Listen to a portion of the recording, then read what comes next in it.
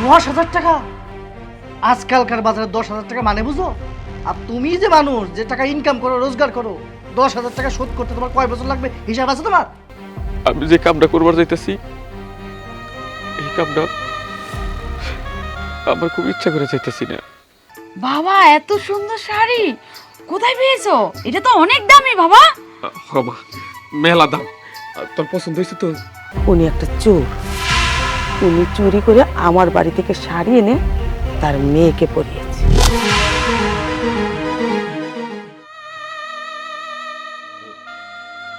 মৌসুমী, মাগো, দীপ, বাবাজি তোমরা বাড়িতে আসো? কি ব্যাপার মহিন চাচা, আপনি ভরা সুন্দর সময় এসে টাকাটা করতেছেন, কি হয়েছে? হয়েছে কি বাবা? বাজান, তোমরা তো আমার সংসারের খবর জানো। মানুষের বাড়িতে কামলা দিই, তাতে যে টাকা পাই চাল ডাল কিনতেই হয় না। ওই আমার মায়াডারে কালকে দেখবার আইব বিকালে। মায়াডা আমার কাছে একটা আবদার করছে, কইছে আমার একটা দামি শাড়ি দিও, ওইটা পইরা আমি মানুষের সামনে যাবো। তো বাবা, মায়ার আবদার কি ফালানো যায়? আমার কাছে তো 500 টাকাও নাই, দামি শাড়ি আমি কোত্থেকে কিনবো? তাই আমার যদি 1010 টাকা দিতে, তাইলে আমি একটা শাড়ি কিনে আমার মায়ের আবদারটা পূরণ করতাম। চাচা, একটু বেশি বেশি হয়ে যেতেছে না? গরিব মানুষ, খাইতে পারো না, আবার তুমি ওই যে মায়া দেখতে আসবো বলে দামি শাড়ি। দামি শাড়ি লাগবো কেন? এমনি কি শাড়ি কাপড় নাই? ওইগুলো দিয়ে দেওয়া যাইতেছে না? আবার নতুন দামি শাড়ি লাগবো? মানে তোমাকে পাসান মোসান দেখলে না নিজের শরীরটা জ্বলে যায়, বুঝতে পারছো? এই পাসান মোসান বন্ধ করো। আর ইদানিং তোমার মায়েরও দেখতেছি খুব ভাব বাড়ছে। ঘটনা কি? ফকিন্নির মায়ার যে পরের বাসায় কাজ করে খায়, আবার হেয়ার মেয়ার দেখতেছি অনেক দাম বাড়ছে, ডিমান্ড খুব। ঘটনাটা কি? চাইল চলন বেশি হয়ে যেতেছে না চাচা? বাজান, আমার মা এটা ছোটবেলা থেকে কোনো আবদার করে নাই। ওর মা মারা যাওয়ার পরে খুব কষ্ট করে মানুষ হয়েছে। খাইলে খাইছে, না খাইলে না খাই থাকছে, পেটের ক্ষুধার কথা পর্যন্ত কয় নাই। ছোট মানুষ একটা আবদার করছে, বাবা হিসাবে আমি চেষ্টা করতেছি ওর আবদারটা মেটানোর জন্য। যে করে হোক ওর আবদারটা আমি মেটাবো। বাজান, আমি কই কি, তোমরা যদি আমার 10,000 টাকা দাও, আমি কাম কাজ করে আবার শোধ করে দেব। কি কইলে? 10,000 টাকা? আজকালকার বাজারে 10,000 টাকা মানে বুঝো? আর তুমি যে মানুষ যে টাকা ইনকাম করো, রোজগার করো, 10,000 টাকা শোধ করতে তোমার কয় বছর লাগবে হিসাব আছে তোমার? কথাবার্তা তোমাকে বয়স হয়েছে, কিন্তু কথাবার্তা আন্দাজ পাও না যে কোন কথা কোন জায়গায় বলতে হয়। আইসে 10,000 টাকা! চাচা, এটা কি একটা দুইটা টাকার কথা? 10,000 টাকা আপনি কি এটা শোধ দিতে পারবেন? বৌমা, তোমরা আমার ফিরাই দিও না। বাজান, তোমাকে তো মেলা টাকা পয়সা, যদি আমার এই টাকাটা দাও, আমার মায়েরা যে কি খুশি হইব। আমি তো কইলাম তোমাকে ফেরত দিব, দাও না বাজান। চাচা, সুন্দর করে বলতাছি যে টাকা পয়সা আমি দিতে পারবো না, কানে যাইতেছে না। যাও, বাড়ি চলে যাও। কি হইলো, দাঁড়াইছো কেন? বুঝো না কথা নাকি? এই তোমার লোকে ঘ্যান ঘ্যান করে ভালো লাগতেছে কিন্তু কাম আছে আমার। আইসে এসো, ভিতরে এসো। খাইতে পারি না ভাত, আবার শাড়ি, দামি শাড়ি।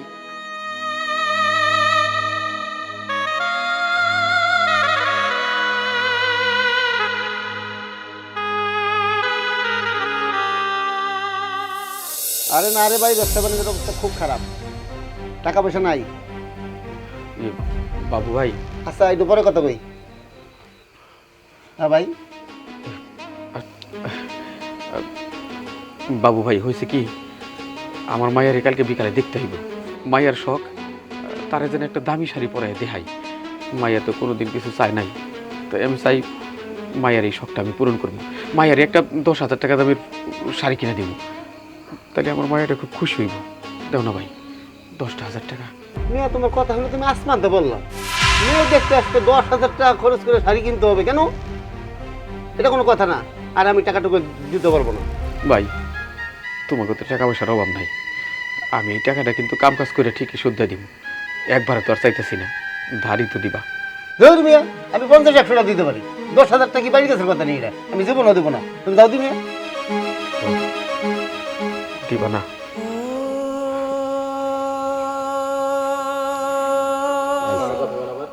10,000 টাকা?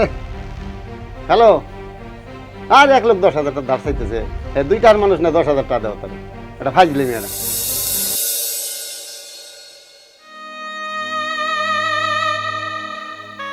মায়াটা তো এখন ঘরে আছে, আরো কাম কাজ নিয়ে ব্যস্ত আছি। আমি এই ফাঁকে যাই, আমার মায়ের শখ পূরণের চেষ্টা করি। আল্লাহ, তুমি তো সবই জানো, মানুষের মনের খবর জানো, এটাও তুমি জানো। আমি যে কামটা করবার যাইতেছি, এই কামটা আমার খুব ইচ্ছা করে যাইতেছি না। তুমি সহায় দেখো।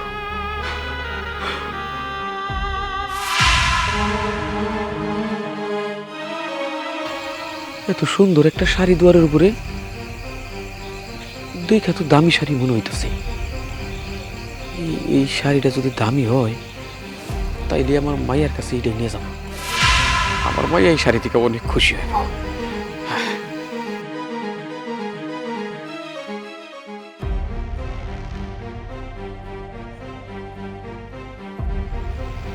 হ্যাঁ, এটা তো অনেক দামি শাড়ি। হ্যাঁ, রাত করে এইখানে মেলায় দেখতেছে, মনে হয় কোনো বড় অনুষ্ঠানে দাওয়াত খাইতে গেছিল, এই শাড়িটা আর ঘরে নাই। কিন্তু এত দামি শাড়ি এরকম বাইরে রেখে দিছে।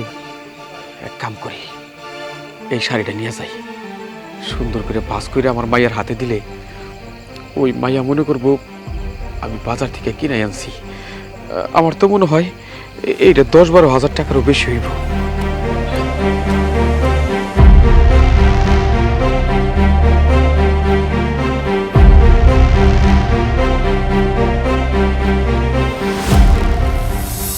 শোন বাবা, আমার তো বয়স হয়েছে, এই সংসারে কাম কাজ আমি কিন্তু এক হাতে আর করতে পারছি না, আমার খুবই কষ্ট হয়। আমি একটা কাজ করেছি। কি কাজ করছো মা?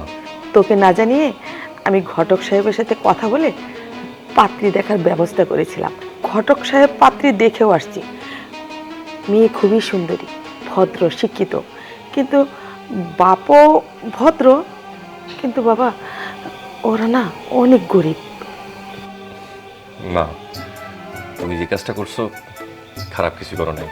আমি তো তোমার সন্তান, কোন কাজটা করলে আমার ভালো হবে, কোন কাজটা করলে খারাপ হবে, সেটা তোমার থেকে ভালো কেউ জানে না। আর তাছাড়া যেহেতু ঘটকের সাথে কথাবার্তা বলে মেয়ে দেখার ব্যবস্থা করছো, এই ক্ষেত্রে আর আমার কি বলার আছে? আর ওই যে বললা না, মেয়ের বাবার টাকা পয়সা নাই, মেয়ের বাবা গরিব। দেখো মা, মেয়ের বাবার কি আছে না আছে এসব ব্যাপারে আমার কোনো ইন্টারেস্ট নেই। আমি আসলে যাকে বিয়ে করব তাকে নিয়ে আমি সারা জীবন সংসার করব। সেই মেয়েটা কেমন, মেয়েটার সাংসারিক কিনা, তোমাকে কতটুকু সম্মান করে, আমাদের সংসারটাকে কিভাবে গুছিয়ে রাখবে, আমার কাছে এই ব্যাপারটা হচ্ছে মুখ্য। এছাড়া মেয়ের বাপের কি আছে না আছে, কম না বেশি, ওটা দিয়ে আমি কি করব? বাবারে, আমি তোর মুখ থেকে এই কথা শুনে আমার বুকটা গর্বে ভরে গেছে। আমি যে তোর মতো একটা সন্তানের মা হতে পারছি, সেটা আমার জন্য খুব গর্বের বিষয়।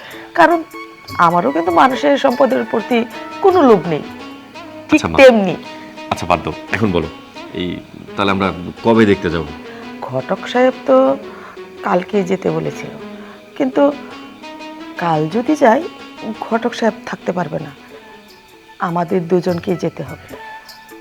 কোনো সমস্যা নেই মা, তাহলে একটা কাজ করি, চলো তুমি আমি গিয়ে আমরা দেখে আসি, কথাবার্তা বলে আসি, তারপরে বিয়ের তারিখ যখন সব কিছু ফাইনাল হবে তখন সবাইরে জানাই আমরা গেলাম, সমস্যা হবে না। ঠিক আছে বা হাই হাই, আরে আমার অনেক পছন্দের শাড়িটা তো আমি বাইরে রোদ্রে লাটতে দিয়েছিলাম, এখনো তো আনা হয়নি, সন্ধ্যা হয়ে গেছে। যাও নিয়ে আসো। যা তুই ভিতরে যা, আমি শাড়ি নিয়ে আসছি। ঠিক আছে মা।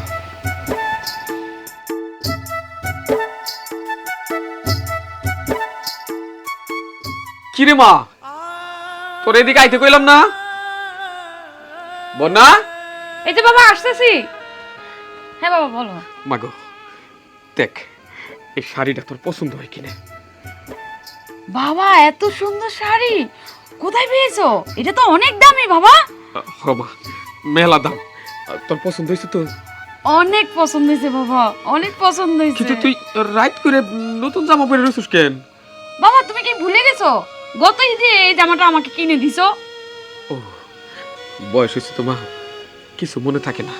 তো এখন এই যে শাড়ি ডানছি না, দেখ কত সুন্দর।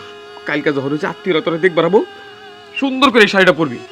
আমি জানি এই শাড়িটা পরলে আমার মায়ের যে কি সুন্দর লাগবো।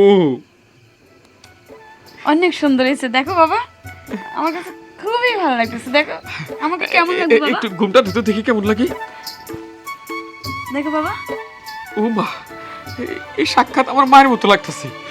ও মা, তোর মায় না এরকম পাগলামি করতো, আমারে খালি শাড়ি কিনে দিতে কইতো। হাটে থেকে শাড়ি এনে দিছি, কিন্তু জীবনে কোনোদিন এইরকম দামি শাড়ি দিবার পারিনি। যাক, তাহলে তুই শাড়িটা কিন্তু রাতে পয়রা নষ্ট করিস না। যখন ওই আত্মীয় স্বজন আইব তখন তোর এটা পরামু, তখন পয়রা তাকে সামনে গেলে তোরে পছন্দ করবই। ঠিক আছে বাবা, আমার অনেক পছন্দ হয়েছে বাবা। জামা, ধন্যবাদ বাবা। যা।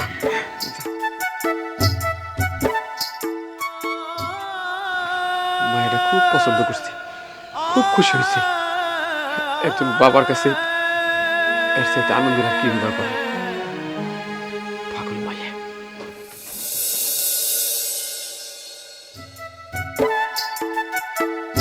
বুঝতেছি না মেয়ে নিয়ে আসতে এত দেরি করতেছে কেন। আচ্ছা দাঁড়া, আমি ডাক দিতেছি। ভাই সাহেব, মেয়েকে নিয়ে আসেন। আইতাছি, চল মা। আসসালামু আলাইকুম। ওয়ালাইকুম আসসালাম। বল এখানে। ইয়ে, আমার মায়েরা খুব ভালো, আমি নিজের মায়া বলে বলতেছি না। এই তল্লাটি আমার মায়ের মতো মাইয়া আর কোথাও পাবেন না। জি ভাই সাহেব, আপনি ঠিকই বলেছেন। আসলে আপনার মেয়েকে দেখতে মাশাআল্লাহ খুব সুন্দর, আমার কিন্তু অনেক পছন্দ হয়েছে। কিন্তু ভাই সাহেব, না মানে শাড়িটা, এই শাড়িটা বাজার থেকে কিনে আনছি। আমার মায়ের শখ আছিল তার বিয়া দেওয়ার জন্য, যখন দেখামু তখন নাকি তার একটা দামি শাড়ি দেওয়া লাগবে। তো আমি তো আসলে করে কষ্টে এই শাড়িটা কিনছি। বোঝেনি তো, বাড়িঘর দেখে বুঝতেছি না আমার সাংসারিক অবস্থা বেশি ভালো না, তাই খুব কষ্ট করে শাড়িটা কিনছি। মানে ভাই সাহেব, আসলে এই শাড়িটা আপনি কোন মার্কেট থেকে কিনেছেন? মা, আমরা আসছি মেয়ে দেখতে, তুমি কি একটা শাড়ি নিয়ে পরে আছো, বারবার একটা শাড়ি নিয়ে কথা বলতেছো, ওনারা কি মনে করবে? বাধ্য না। তুই চুপ থাক, কিছুক্ষণ পর সবই বুঝতে পারবি। আসলে ভাই সাহেব হয়েছে কি, মানে খুব সুন্দর তো শাড়িটা, সেই জন্য জিজ্ঞেস করতেছি কোন মার্কেট থেকে কিনছেন, কত টাকা দিয়ে কিনছেন। এই শাড়িটা আমি করটিয়া বাজার থেকে কিনছিলাম, আর এটার দাম ৯,৫০০ টাকা। ও মাশাআল্লাহ, আসলে আসলে শাড়িটা খুবই সুন্দর, কিন্তু আমার একটা কথা বলার ছিল। আপনি মিথ্যা কথা বলছেন। এই শাড়ি আপনি করটিয়া হাট থেকে কিনেন নাই, কারণ করটিয়া হাটে এই শাড়ি পাওয়া যায় না, ওখানে পাওয়া যায় তাঁতের শাড়ি। এই শাড়ি আমি ইন্ডিয়া গিয়েছিলাম, সেখান থেকে কিনে নিয়ে আসছি। গত রাতে আমাদের বাড়িতে চুরি হয়েছে। চোর শুধু সামান্য একটা শাড়ি চুরি করেছে। সেই শাড়িটা আমার খুব পছন্দের ছিল, আর এই শাড়ির দাম কিন্তু ৯,০০০ টাকা না, ১৫,০০০ টাকা। আর এটা আমার শাড়ি, এই যে এটাই হলো তার প্রমাণ। আমি এখানে দাগ দিয়ে দিই, কারণ যখন আমি কুচি দিতে যাই, মাথায় দিতে যাই, তখন জানি এটা আমার সমান হারে পড়ে। বুঝতে পেরেছিস কেন আমি বারবার শাড়ির কথা উঠাচ্ছিলাম? উনি একটা চোর, উনি চুরি করে আমার বাড়ি থেকে শাড়ি এনে তার মেয়েকে পরিয়েছে। দাঁড়ান, আপনি অনেক কথা বলছেন। আমার বাবার মতন এই এলাকা ভালো মানুষ নাই। আপনি আমার বাবার চোর বলছেন, ডাকাত বলছেন। আপনার কে আমার বাবাকে এগুলো বলেন? আমার বাবার মতন মানুষই হয় না। একটা মেয়ের কাছে তার বাবা ভালোই হবে, চোর হোক খারাপ হোক, যত মন্দ কাজই করুক না কেন, মেয়ে তার বাবাকে ভালোবাসবে, আবার বাবাও তার মেয়েকে ভালোবাসবে। কিন্তু তোমার বাবার ব্যাকগ্রাউন্ড সেটা তুমি জানো না। আজকে আমরা বুঝতে পেরেছি, আমরা জেনেছি উনি আসলে একটা চোর। আমি জেনে শুনে বুঝে আমার ছেলেকে একটা চোরের মেয়ের সাথে বিয়ে দিতে পারি না। বাবা, তুমি এই শাড়ি কোথায় পেয়েছো? তুমি এই শাড়ি কোথায় থেকে আনছো বাবা? তুমি ওনাকে বলো, তুমি কোথা থেকে আনছো? তুমি চুরি করতে পারো না। বাবা সত্যি কথা বলো আমার কাছে, বাবা প্লিজ, বাবা সত্যি কথা বলো। এই শাড়ি আমি কোথাও থেকে কিনি নাই। এই শাড়ি আমি ওনাদের বাড়ি থেকে চুরি করে আনছি। কিন্তু আমি জানতাম না যে বাড়ি থেকে তোরে দেখবার আসার কথা ওটা সেই বাড়ি। আমি এই শাড়ি চুরি করছি। আমি বিশ্বাস করি না। না বাবা, তুমি চুরি করতে পারো না। জি বাবা, তুমি চুরি করলে কি করে বাবা? বাবা তুমি বলো বাবা, বাবা তুমিও বলো। আমি বিশ্বাস করি না, আমি কখনো বিশ্বাস করি না আমার বাবা চুরি করতে পারে না।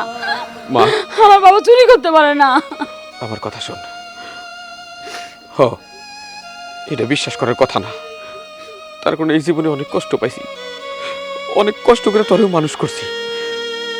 মানুষের কোনো জিনিসে হাত দিই নাই। আমি চোর না, কিন্তু মা আমি চুরি করছি শুধু তোর কারণে। তোর একটা শখ পূরণ করবার যাইয়া তোর বাবা চোর সাজছে। মাগো, তুই কইছিলি না তোরে বিয়া দেওয়ার জন্য যখন দেখামু খুব দামি একটা শাড়ি পরায় যেন দেখাই। মা, আমি তোর একটা দামি শাড়ি কিনে দেবার পারি নাই। আমি ওই টাকা সংগ্রহ করবার পারি নাই। দু একজনের কাছে টাকা ধারও চাইছি, কিন্তু আমি গরিব পেলে কেউ টাকা দেয় নাই। শেষে এই শাড়িটা আমি চুরি করছি। মা। চল বাবা, এখানে দাঁড়িয়ে দাঁড়িয়ে বাপ মেয়ের নাটক শোনার সময় নেই। আর চোর শোনাচ্ছে ধর্মের কাহিনী। চল এখান থেকে। না মা, কোথাও যাব না। আমরা এখানে কেন আসছি? ওরা আমার পছন্দ হয়েছে, ওরা আমি পছন্দ করছি, ওরা বিয়ে করার জন্য আসছে এখানে। আর এসে যখন এতগুলো কথা শুনলাম, এত কাহিনী দেখলাম, কিন্তু আমার কাছে কি মনে হচ্ছে জানো মা? উনি চোর না, উনি অনেক ভালো মানুষ, পরিশ্রমী মানুষ। হ্যাঁ হ্যাঁ, হতে পারে ওনার ঘরটা ভাঙ্গা, উনি গরিব মানুষ, ওনার অনেক টাকা পয়সা নাই, কিন্তু ওনাকে দেখে আমার একটা মুহূর্তের জন্য মনে হয় নাই উনি চোর। আজকে উনি যে কাজটা করছে শুধুমাত্র ওনার মেয়ের মুখে একটু হাসি ফোটানোর জন্য, ওনার মেয়ের মুখে একটু আবদার পূরণ করার জন্য উনি হয়তো এই কাজটা করছে। তাই আমি এই কাজটা করতে পারবো না যে বিয়ে না করে এখান থেকে চলে যাব, ওনাকে ওনার মেয়েকে আরো কষ্ট দিব। আমি ওকে বিয়ে করবো। হ্যাঁ ভাই সাহেব, আমার ছেলে ঠিকই বলেছে, আমি ভুলছিলাম। আরে সন্তানের সুখের জন্য মা বাবা অনেক কিছুই করে। আপনি তো তেমন কিছুই করেন নাই, সামান্য একটা শাড়ি তো এনেছেন। ঠিক আছে, তোর যেহেতু পছন্দ হয়েছে, ভাই সাহেব আর কান্না করবেন না। বসো মা, বসো। বস বাবা, বিয়ের দিন তারিখ পাকা করে দিয়ে যাই। বসেন ভাই সাহেব, তাহলে আগামী শুক্রবার বিয়ের দিন তারিখ পাকা করে ফেলি। ঠিক আছে মা। আচ্ছা ঠিক আছে, আপনারা যেটা ভালো মনে করেন সেইটাই করেন। তাহলে আজকে আমরা উঠি মা, চলো। আসি তাহলে। আচ্ছা, আসসালামু আলাইকুম। ওয়ালাইকুম আসসালাম। চলো। ওয়ালাইকুম আসসালাম। ভালো থাকো।